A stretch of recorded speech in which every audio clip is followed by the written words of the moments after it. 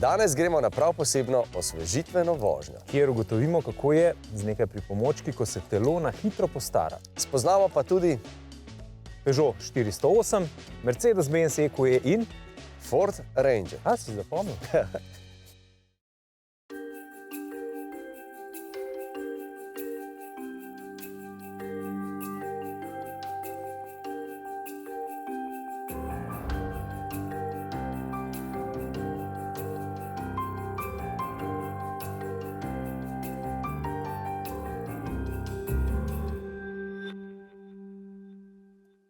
Pozdravljeni avtomobilnosti. 27% slovenskih voznikov je starejših od 60 let. Vozniški izpit pa so naredili pred približno pol stoletja. No, in takrat so bile razmere na cestah malo drugačne in tudi avtomobili so bili drugačni. No, ne samo, da so bili drugačni, tudi bistveno manj jih je bilo, za približno 500 000 manj. No, in velika večina teh voznikov svojega znanja v tem času ni obnavljala. Je pa dokazano, da pogostost nesreč s 70 letom in kasneje se zelo poveča. Ampak v merilu Evropske unije to ni nobena posebnost. Čeprav se staranje dogaja počasi, pa nas je dolgoživa družba več kot očitno ujela nepripravljene. No, in zato so projekti, ki opozarjajo na to novo realnost in jo tudi naslavljajo, ko bo starejših voznikov še več in gledajo v prihodnost, tako pomembni in dodana vrednost za celotno družbo, ne samo za starejše voznike. V Zavarovalnici Triglav so si postavili vprašanje, kaj pa če bi se vsak od nas lahko na hitro postaral? Kakšen pogled na mobilnost starejših bi potem imeli? No, pri nas v uredništvu je takrat, ko slamice potegnil Luka, ker je tudi najmlajši, in poslali smo ga naprej v prihodnost, da spozna, kakšna bo mobilnost takrat. In se vrne nazaj.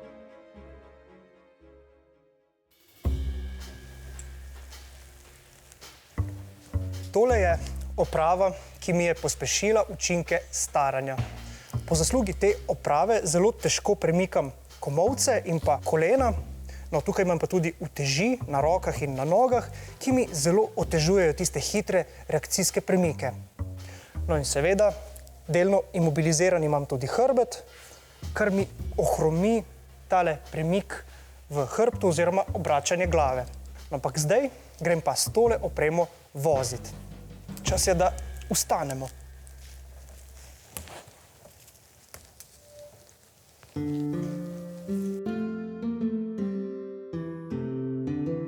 Zelo enostavno razumemo ta trend, ko uporabniki želijo čedalje višjih avtomobilov in seveda še posebej cenimo vsako mesto, kamor se lahko pri vstopanju v avto oprimemo. Potem pa pride v igro še tale očala.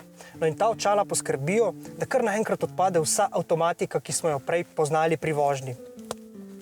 Zmanjšajo nam namreč naše vidno polje in to pomeni, da je stvari, ki jih zaznavamo s našim perifernim vidom, precej manj.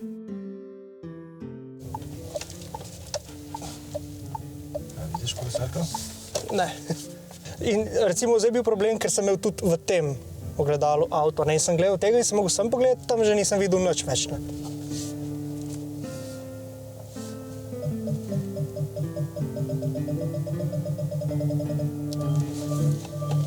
Nimaš vsega naenkrat pod kontrolo. Sem parkiral si pa lepo. Mogoče sreča.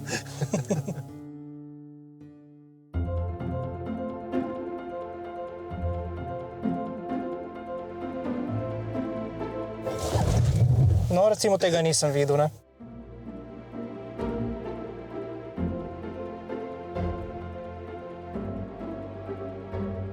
In tukaj, recimo, spet do izraza pride tudi ta mrtvi kot, ne? Pol meni je začelo utripati in jaz sem odreagiral. Zdaj me rešuje, recimo, projekcijski zaslon, ampak dol, moram jaz pogledati dol in potem niti približno več ceste ne vidim. Pa tudi, recimo, roke, recimo, če ne moram čist pokrčati lepo, ne? Tudi to je v bistvu handicap. Ampak zdaj v bistvu očala definitivno največjo razliko takoj naredijo, ne?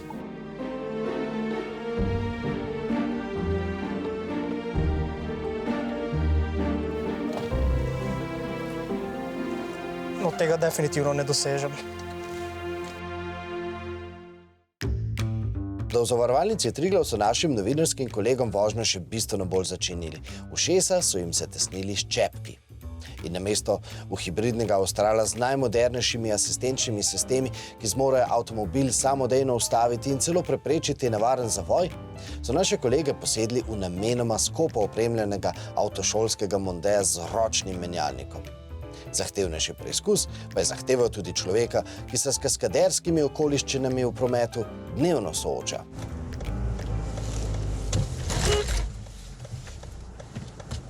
In greva. Hvala. Prosim. Kako hitro sva nasedla? A tega ste nastavili? Ta je kolega moj. Vsako uro se pripelje. Kako sem se počutil, ko sem bil star? V bistvu omejeno na nek način. Biti star v prometu pomeni to, da pač ti možgani ne delajo tako, kot ti delajo sicer. Da vidiš manj, kot vidiš sicer, da slišiš manj. Lahko bi rekel, da starost je hudič. Pa ne slišim motorja. Ne vem, na kakšnih obratih sem točno. Zvok, ne. Kdo bi si mislil, da je zvok v avtu tako zelo pomemben med vožnjo, ampak dejansko, zdaj, ko sem v čepke v ušesih, sem izgubil precej več občutkov, kot bi si mislil. Ko ne slišiš motorja, se ta občutek za hitrost še bolj izgubi, kot se v teh modernih avtomobilih že tako ali tako, ne. In če bi vozil po občutku, bi vozil med 65 pa 70 na uro.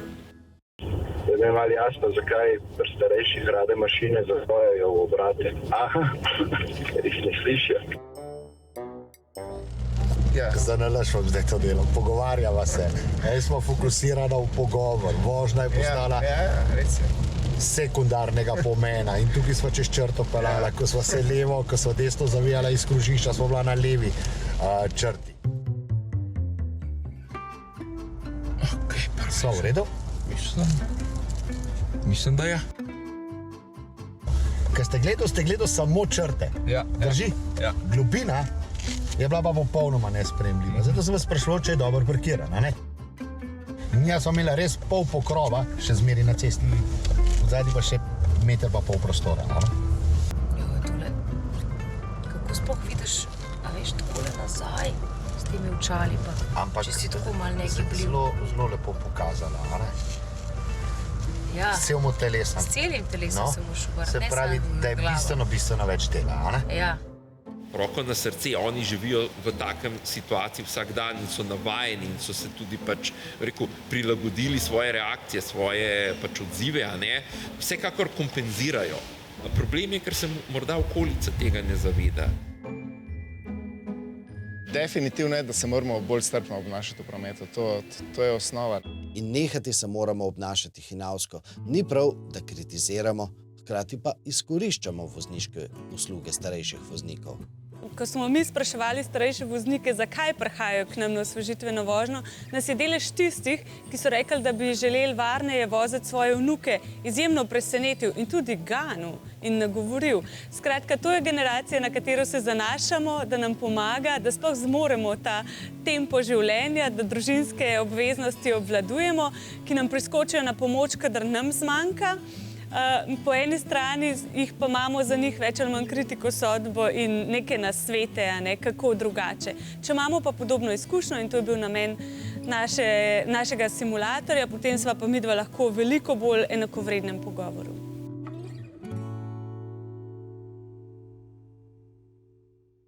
Kot inštruktor varne vožnje sem se z vozniki v zrelih letih v preteklosti pogosto srečeval. Njihova modrost, strpnost, razumevanje, odpuščanje, predvsem pa izjemna zaloga v preteklosti pridobljenih izkušenj so velika dodatna varnostna oprema. Ampak leta nekaj dajo, nekaj pa vzamejo. Zelo zanimivo je, kako mlajši vozniki pogosto rečejo, da starejši vozniki v resnici niso sposobni sami pravilno oceniti, ali so še dovolj dobri in varni vozniki. Ampak zanimivo. Mlajši moški v srednjih letih zase menijo, da so najbolj varni vozniki. Statistika pa pravi, da najpogosteje vozijo tvegano, da povzročijo največ prometnih nesreč z hudimi posledicami in najpogosteje vozijo pod vplivom alkohola. Samo oceno je očitno hudič. Kaj pa, če bi voznice in vozniki v tej srednji starostni skupini, takrat, ko je znanja že zelo veliko, telo pa še dovolj ubogljivo, nase prevzeli nekaj, kar pravzaprav tej generaciji pripada po naravi stvari. To pa pomeni, da na eni strani poskrbimo in pomagamo, da v svet mobilnosti varno in strpno vstopijo naši otroci, in na drugi strani popazimo in pomagamo svojim staršem ugotoviti, ali so še varni za samostojno mobilnost. Tukaj je nekaj nasvetov, kako lahko to stori prav vsak izmed nas. Potrebna sta le čas in pozornost. Nasvete najdete tudi na spletni strani MMC za Vihek avtomobilnost. Sam sem to že storil in oče je postopoma in zrelo odgovorno odložil ključ. Avto pa sem obdržal, da se bova kdaj še kam skupaj zapeljala.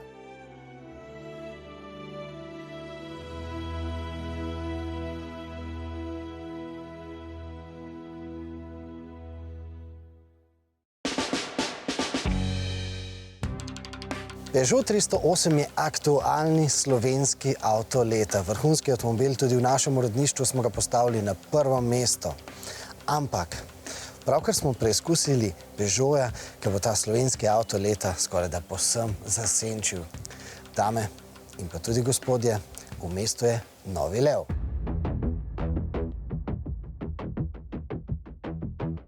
Ampak zakaj sploh primerjamo Peugeota 308 in pa 408? Saj res zdi se nesmiselno. Ampak oba Peugeota nekaj združuje. Vprašajmo. Druži od pogonskih sklopov do, inovacij, ki so dejansko bile prvič predstavljene v 308-ci. Avto zna slovensko, avto dejansko uteleša novo podobo Peugeota in nakazuje smernice prihodnosti. Ne nazadnje pa, združuje tudi platforma. Ki je povsem enaka? Raztegnjena, kaj je tukaj? Medosna razdalja ni enaka. V osnovi, če govorimo iz gradnika ven, pa dejansko izvirata oziroma sta nastala na isti platformi. Ampak saj platforma je v bistvu neka osnova, ki jo vi lahko prilagajate, ne? V resnici to lahko bi tudi 508 kupe. Lahko bi ga imenovali marsikaj, ampak dejstvo je, da vseeno avto je manjši od 508 oziroma narejen drugače. Ko boste imeli svoje lastne kalkulacije, boste imeli 308 in 408 na isti postavki? Ne. Ne? Gre za samostojen model. Zelo zgovorno podatek.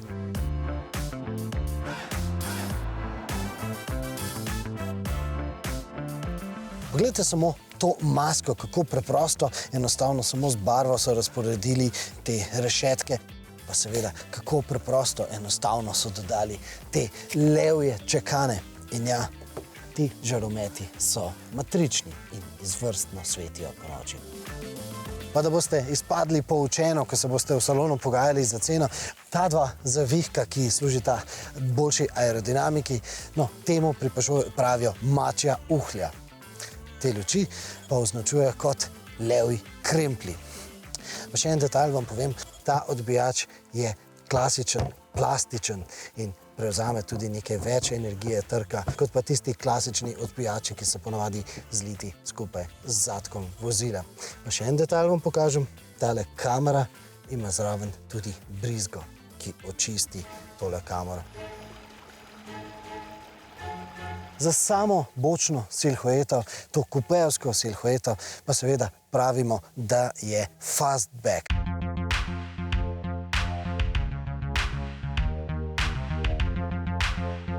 Ampak omenil sem, da je 408 tudi racionalna odločitev. Namreč v primerjavi s tistim tehnično sorodnim Peugeotom 308 dobite tukaj bistveno več prostora, bistveno več vsebine, bistveno več prostora dobite na zadnji klopi, bistveno več v primerjavi s kombi limuzino dobite prtljažnega prostora, seveda manj kot pa pri karavanu, ampak dobite pa bistveno višjo oddaljenost od tal.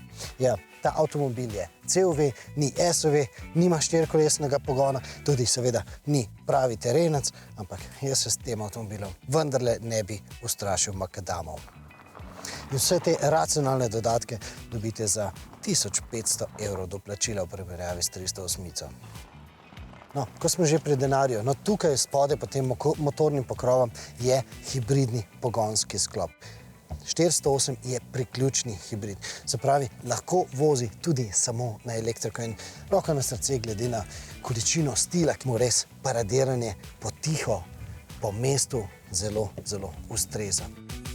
Ampak, tako kot velika večina Slovencev bi seveda pri tem modelu tudi mi skoraj da raje izbrali kar klasično bencinsko gnano različico. Namreč, razlika v ceni med bencinsko verzijo in pa hibridno verzijo je kar 9000 evrov.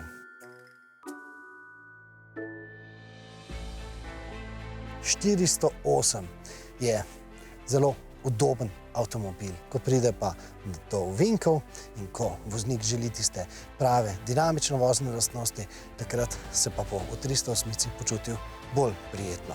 Več tistega športnega užitka bo dobil v 308. Ampak razlika v voznih lastnostih sicer je občutna, ampak verjamemo, da bo v le redkih primerih tudi odločilna. Danes sta pred nami dva različna avtomobila, še več, dva različna tehnična svetova. No, če gremo v terminologijo kolega z Vala 202, eden je povsem izštekan, drugi pa glede na to, da je popolnoma električen, uštekan. Mercedes EQE je zastavonoša elektrifikacije v zelo pomembnem razredu in hkrati predstavnik vrhunskega udobja in popolne povezljivosti. No, pri Fordu Rangerju je povsem drugače. Na nek način nas vrača v tiste stare čase analognega zvoka in prvinskih užitkov v vožnji. V bistvu je Ranger tako kot simulator za staranje, samo da ta deluje v drugo smer.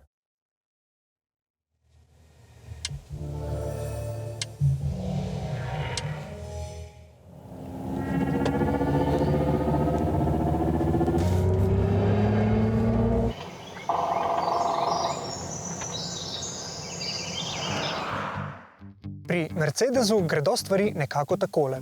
Najprej razred S pokaže vse novosti, luksus in najmodernejšo tehniko, nato pa to prejmejo tudi modeli, ki so na lestvici nekoliko nižje. Prvi po stopničkah za razredom S je razred E. In tako je tudi pri električnih avtomobilih, ki jim Mercedes dodaja še oznako EQ. Tako sta v enakem razmerju pionirska luksuzna limuzina EQS in pa njen prvi sledilec EQE, ki smo ga preizkusili tokrat.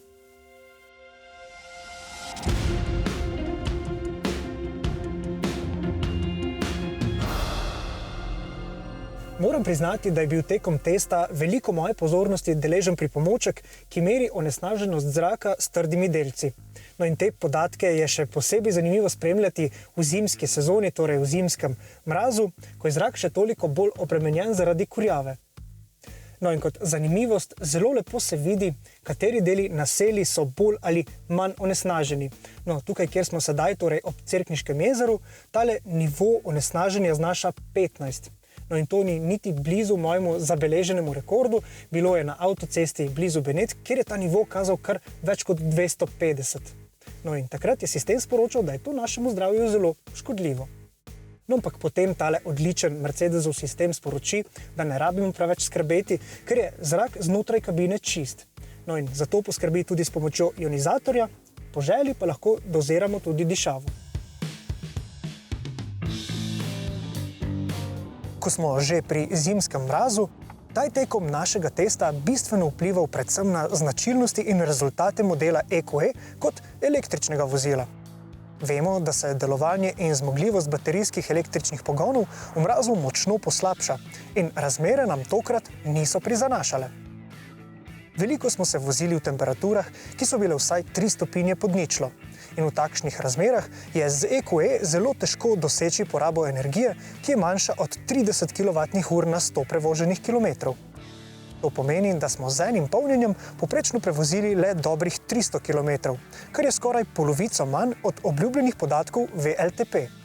A preden avtomobil obsodimo, naj dodamo, da je to preprosto težava vseh električnih avtomobilov. In, kar je še pomembneje, naše izkušnje z EQS govorijo močno v prid učinkovitosti Mercedesovih električnih vozil, ki so zgrajena na namenski EVA platformi. Tako glede na zbrane rezultate predvidevamo, da bo tudi EQE spomladi dosegal ugodne rezultate porabe, torej približno 20 kWh na 100 km, kar pa že zagotavlja električni doseg krepko prek 400 km z enim polnjenjem. EQE lahko poleg prednjih obrača tudi zadnji kolesi.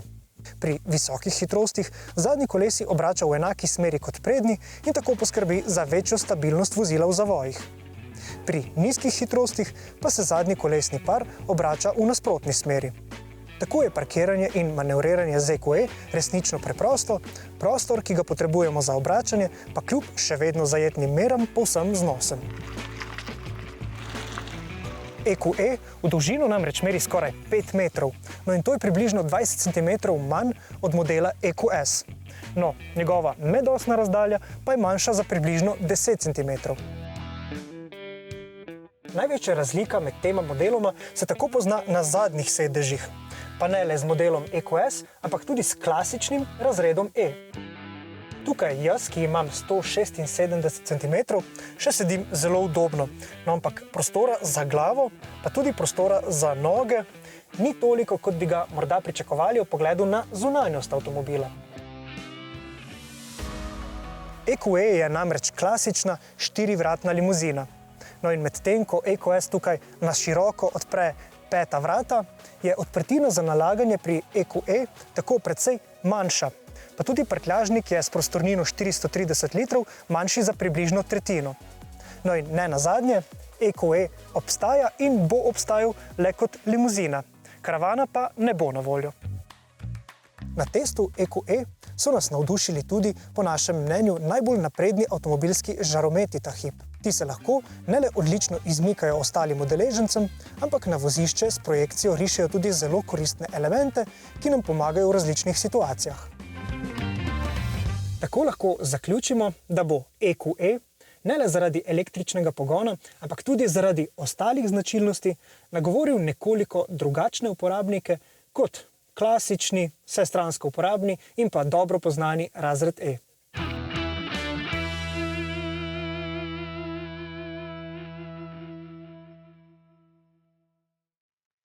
Dolgo leta smo poznali Ford iz Dearborna, iz Michigana, iz Amerike in pa Ford iz Kölna. Se pravi, nemški Ford in pa ameriški Ford. No, ponovno govorimo o enem samem Fordu za cel svet.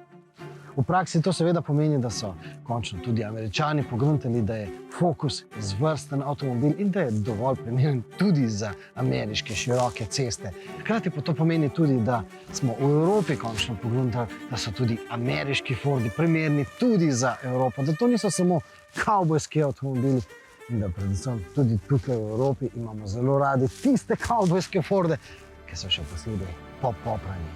In to je primerek, ki moje besede potrjuje. Namreč druga generacija Forda Raptorja, Rangerja Raptorja.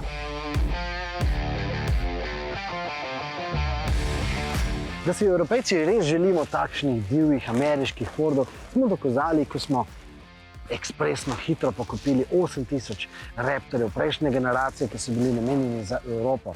Ampak seveda Evropejci smo potem na naših zavitih cestah ugotovili, da si vendarle želimo od Raptorja še malce več. In zdaj smo to dobili. Namreč Raptor po novem ni več na voljo samo z dizelskim biturbo motorjem. Ta je seveda sicer še v ponudbi in verjetno bo tudi predstavljal kar velik delež prodanih Raptorjev, ampak tisto kot pravo se skriva tukaj zadaj, da gremo pogledati.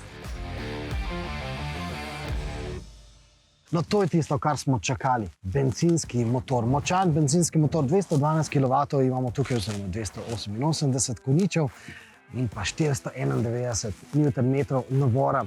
Predvsem pa smo to čakali malce tudi zaradi boljše odzivnosti tega motorja. Se pravi, motor bolj skoči in bolj v bistvu sovpada s tistim karakterjem. Namreč to je nekakšen terenski Mustang. Namreč ta motor tudi močno zarohni. Lahko pa zarohni z različnimi frekvencami. Voznik ima na volanu stikalo, s katerim določa, kako se bo oglašal. No, voznik lahko izza volana prilagaja tudi vozne načine in pa sploh delovanje celotnega štirikolesnega pogonja, delovanje tudi daljilnikov, delovanje krmilnika in seveda lahko izbere tudi program šport. Ampak seveda ne delamo se v utvar. Ranger kot tak veliki terenski orjak nikoli ni primeren za takšen zeleni pekel, se pravi za Nürburgring, za divjanje po asfaltnem dirkališču. Je pa seveda tam notri bolj zanimiv program Baha. seveda govorimo o mehiški pokrajini in seveda govorimo o visokohitrostni terenski vožnji, pri čemer pa potem glavno vlogo odigrajo Foxovi blažilniki. Ampak Raptor pa ni samo terenski Mustang, je tudi klasičen Ranger, se pravi izreden terenski avtomobil, ki recimo v tej generaciji lahko kar do 32 km/h vozi samodejno po terenu, se pravi po skalah. Takrat avtomobil zna samodejno dozirati, koliko plina in pa koliko zavore avtomobil potrebuje, da lahko varno in umirjeno vozi po terenu. Ampak mogoče še beseda o Rangerju. Ta pride v novi generaciji na slovenske ceste šele čez pol leta, bo pa prinesel tudi kar nekaj takih praktičnih priboljškov. Naprimer, novi Ranger bo tukaj ponujal stopnico, da lahko voznik gor stopi in doseže keson. Pa seveda tudi novi Ranger bo ponujal ta priboljšek, da keson odpiramo kar na elektriko. Da pa še eno stvar vam pokažem. Tukaj so odprtine, ki jih lahko mojstri uporabijo, da lahko tukaj upnejo svoje cvinge oziroma mizarske spone, kot se reče. Ampak kot rečeno, najprej pride na slovenske ceste takšen divjak Raptor, čez pol leta pa tudi tiste bolj klasične izvedenke novega Forda Rangerja. Takrat se seveda temu terencu posvetimo še bolj detaljno.